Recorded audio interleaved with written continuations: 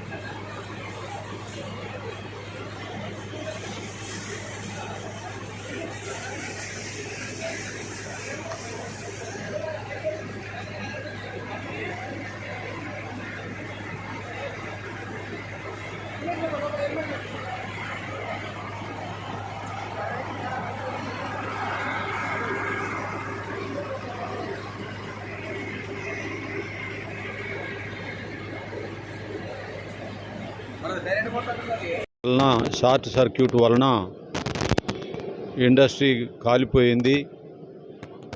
మొత్తం fire engine ప్రభుత్వం వారి ఫైర్ స్టేషన్ చెప్తే ఫైర్, అదేవిధంగా సమీపంలోనే హెచ్పిసిఎల్ వారికి కూడా రిక్వెస్ట్ చేస్తే వారు కూడా హెచ్పిసిఎల్కి సంబంధించిన ఫైర్ ఇంజన్ కూడా పంపించారు. మొత్తం 5-6 ట్యాంకుల నీళ్ళు ఇప్పటికి కూడా ఇంకా మంట లేదు, అదుపులోకి వస్తున్నాయి ఇప్పుడే.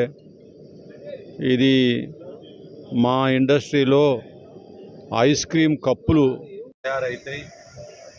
దానికి సంబంధించిన రా మెటీరియల్ 40 మెట్రిక్ టన్నులు రా మెటీరియల్ ఉన్నది.